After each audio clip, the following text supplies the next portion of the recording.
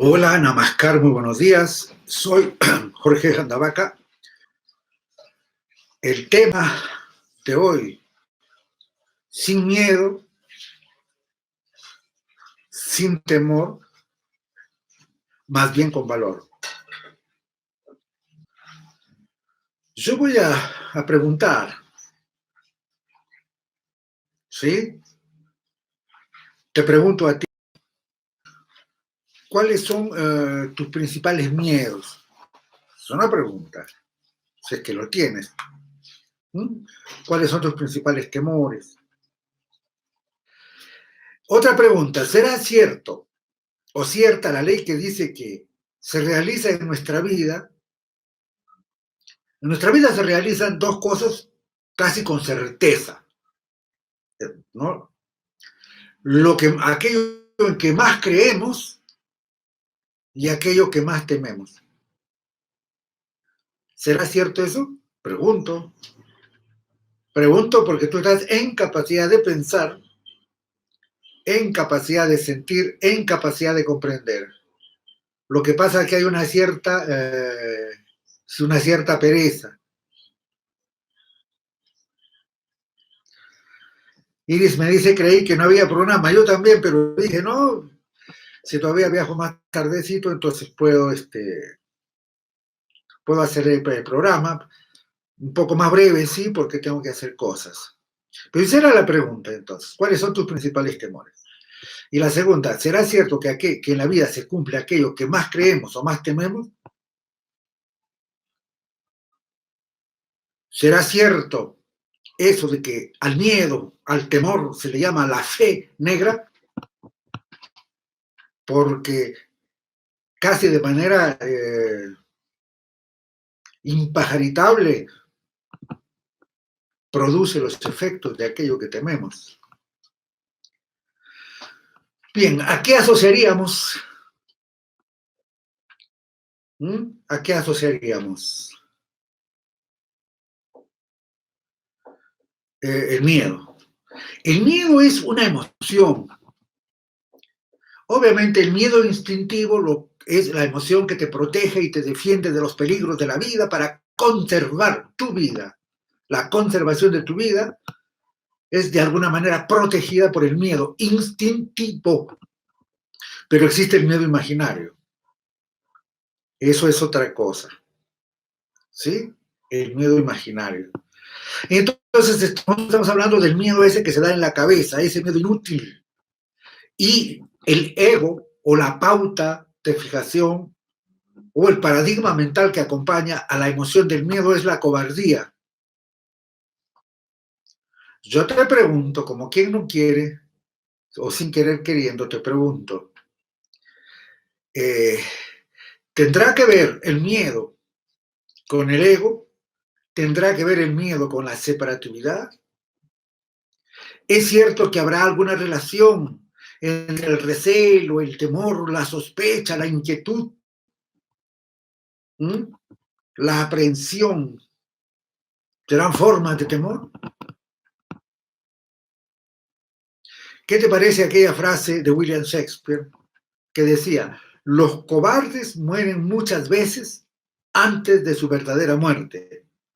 Los valientes prueban la muerte una sola vez y el resto para muriendo, para muriendo de miedo.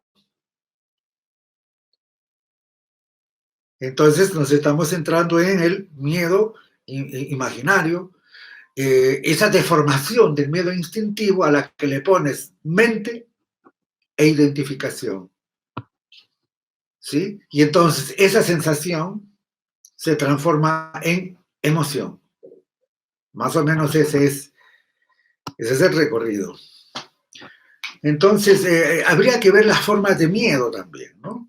No solamente porque una cosa es el susto que sobreviene ante un evento inopinado, sino ese miedo que orada, ese miedo que se disfraza. Por ejemplo, cuando una persona duda más allá de lo razonable, cuando una persona duda permanentemente de sus habilidades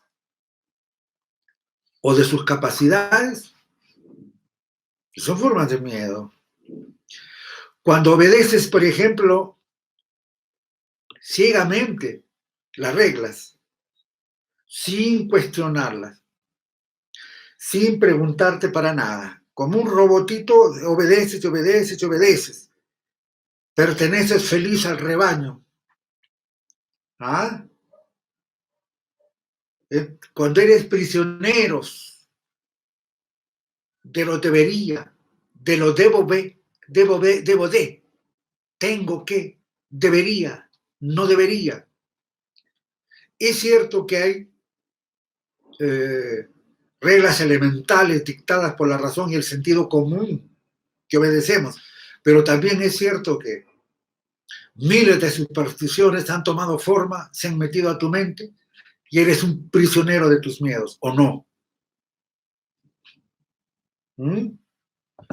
Entonces, ¿eres de los que permanecen en el rebaño? ¿Eres de los que busca un líder fuerte, una institución fuerte que te cobije para sentirte protegido? Esas son formas de miedo, son formas de cobardía. Gente que está llena de angustias, de temores también. Cuando haces cosas que no quieres por temor a que dirán, cuando, ¿no? Eso es una forma también de miedo.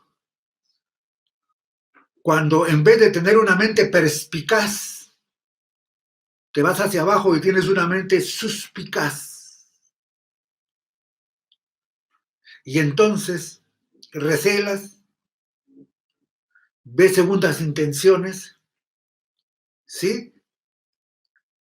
Cuando rechazas los cambios, y es un absurdo rechazar los cambios porque la vida es un cambio permanente, ¿sí?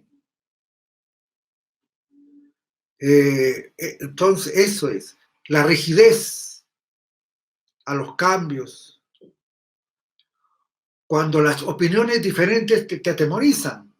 Por ejemplo, yo pongo un aviso y digo, no, voy a dictar unas conferencias y algunas personas teniendo la religiosa tienen miedo.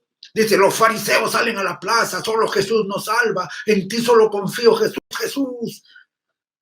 Yo me pregunto, ustedes me escuchan, ¿alguna vez te he incitado a que practiques tal o cual religión? ¿Alguna vez soy tu gurú salvador? Sígueme, hijo mío.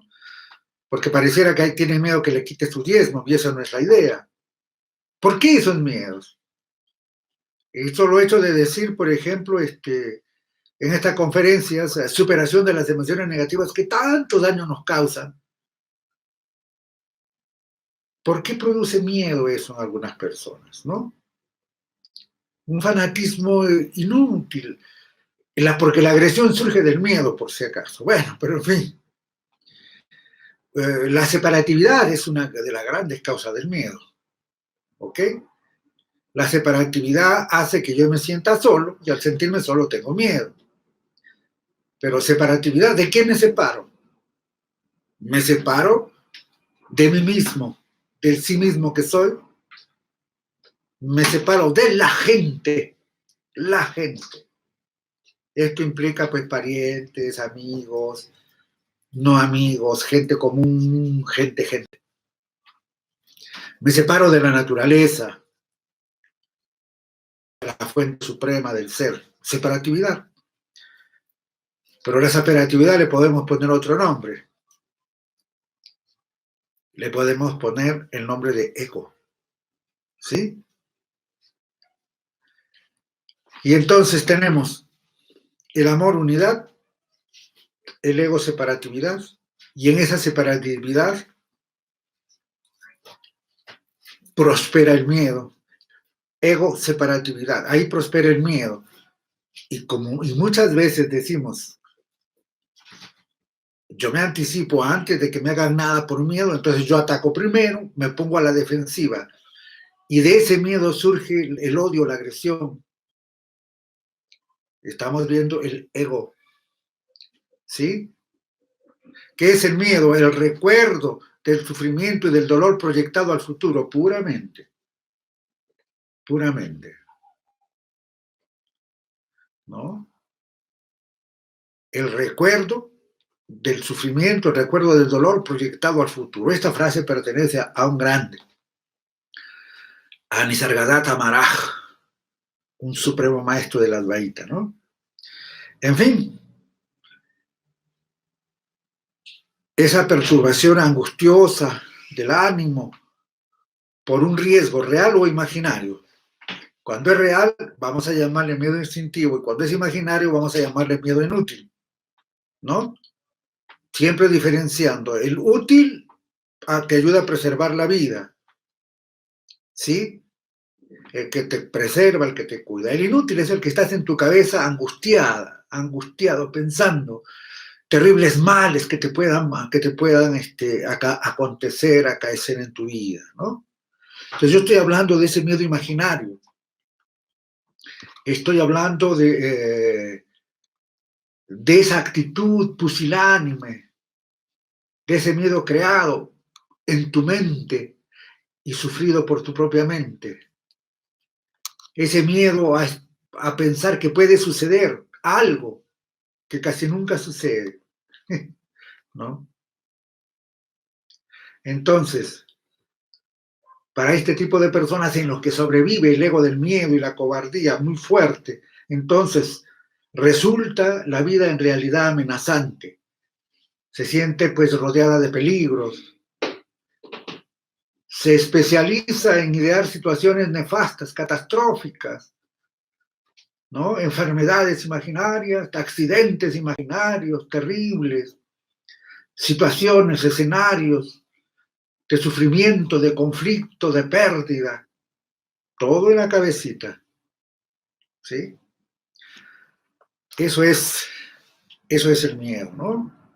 Esas son las formas de miedo, por decirlo de alguna manera. Aunque, como decía, el miedo se disfraza, ¿eh? El miedo se disfraza, ¿sabían? ¿De qué se disfraza el miedo? Por ejemplo, algunos de los disfraces o las formas que asumen la incertidumbre crónica, ¿sí? Vacila, duda, dubita, hesita. ¿Por qué? Porque cuestiona sus propias capacidades. Esas personas que dudan mucho, no es que duden en hacer algo o no, sino dudan en que si va a salir bien o no y cómo van a quedar. O sea, falta autoestima en su forma de autoconfianza, por decirlo así. Otra forma en que se esconde ese miedo es la dependencia. ¿Sí? Búsqueda de seguridad a toda costa y la fiel observancia de la regla, de la norma, el parapetarse bajo el que hacen todos los demás para no llamar la atención y no destacar en absoluto, formar parte del millón de grises que caminó encerrados en la caverna. Ya lo dije, la sospecha, ¿no? Dudando siempre de las intenciones de los demás, viendo siempre doble sentido, doble intención. Atento a lo que van diciendo, mensajes verbales, y hasta inconscientemente captando el lenguaje proxémico. Pero ahí, por supuesto, otra forma en que se disfraza el miedo y la cobardía es la intolerancia ante la ambigüedad. Las cosas claras. Sí, sí, sí, sí, no, no. Nada más. Las cosas seguras. Y entonces cuando uno dice, tiene que dar certezas. Entonces, cuando la vida se presenta, es que la vida es incierta, ¿no? Heisenberg tenía razón con el llamado el principio de incertidumbre, pero la vida es incierta o es cierta. ¿Sabes qué va a pasar mañana? Tú, cuando eras niño, en la posición que estás, en el lugar que estás, en lo que estás haciendo, ¿así calculaste qué iba a hacer? No, no. En fin, Continuamos entonces, cerremos con algunos tips acerca del miedo. Puede ser, ¿qué es lo que puedes hacer? Por ejemplo, céntrate, muévete hacia eso. Ahorita son palabras, esto tiene que ser trabajado, pero bueno, a algunos les sirve la palabra, pues. Al centrarte consolidas una propia autoridad interna y ya no depende de autoridad externa. Esas son algunas cosas que puedes desarrollar. Otra, de vez en cuando, poco a poco, acostúmbrate a correr riesgos, a asumir riesgos. Toma decisiones que puedan implicar algún tipo de riesgo, no graves, pues, que tu vida dependa, pero tómalas. Otra, por ejemplo, enfócate más en el fondo, enfócate más en, por ejemplo, en los valores de fondo, que en las normas, que en las instituciones, ¿no? Privilegia la acción, en vez de quedarte paralizado con elucubraciones mentales. Pasa a la acción, sorpréndete a ti mismo, ¿no?